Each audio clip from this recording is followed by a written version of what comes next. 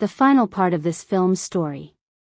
He has tried his best to keep things as they were, but after Hua's departure a bunch of creditors flipped the entire house to look for money. Hua goes to his family's grave and apologizes to his father. He finally understands why he didn't land the punch years ago when he could have won the title of the best player. After that he goes to apologize to Ki's family and bows down in front of his shrine. As he wanders around the city he sees that a wrestler named Hercules O'Brien is challenging Chinese people in a fight. He has remained undefeated in every fight and is confident in the next victory. To conserve Chinese heritage, Hua wants to challenge him, but he will need some money for it. For his next step he goes to Jensen's place and apologizes for what happened years ago. He promises to have learned from his actions. When Jin-sun finds out what he needs the money for, he doesn't waste time before handing it to him through an assistant. Then in the 1909 race club Shanghai, Hercules goes against Wo. At first glance someone petite like Wo could never beat Hercules, who is double the size of him. Before the match begins, Quo requests that he and Hercules fight with honor and civility. Taking advantage of the language barrier, the announcer mistranslates Wo's request to "he wants to kick your butt," making Hercules laugh. The fight begins and Hua instantly gains the upper hand. As the match gets intense, Hua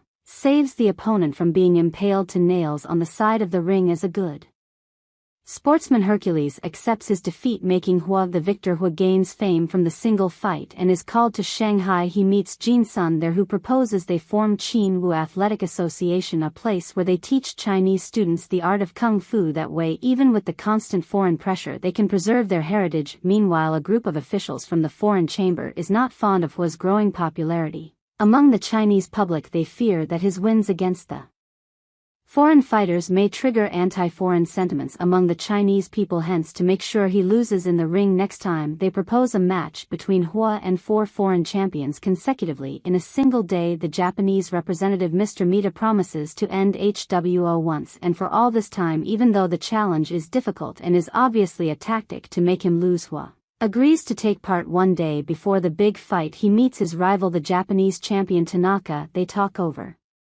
tea and befriend each other. Tanaka is a fair and respectable sportsman like Wo, but unlike the people who are sponsoring him. Cut to the day of the fight. Hua is made to go against 3 fighters from around the world, but none of them last in the ring for more than 2 minutes. Fo manages to defeat all 3 without breaking a sweat. Lastly, he goes against Tanaka, who apologizes for the unfair match and asks him if they should reschedule. HWO says it's fine and the first round starts. They fight using weapons of their choice. Hua uses a sanjagu and Tanaka uses a katana. Amidst the intense battle they accidentally exchange weapons. Tanaka is not very good at handling a sanjagu, so to make it a fair fight Hua offers to exchange the weapons again. The first round ends in a draw because of the hold-up. While resting before the next round, Kuo drinks tea that is poisoned by Mr. Mita, who wants to see him lose one way or another. The round starts, but Wo collapses and starts coughing blood almost immediately. Tanaka demands that the match be halted for the safety of the fighter, but when Hua registers he has been poisoned, he wishes to continue as he is going to die anyway. Even when exhausted and seconds away from death, Hua manages to deliver a final blow to Tanaka's chest using the same technique that killed Qin. However, he holds the punch back, this time learning from his mistakes, but just then he collapses. Tanaka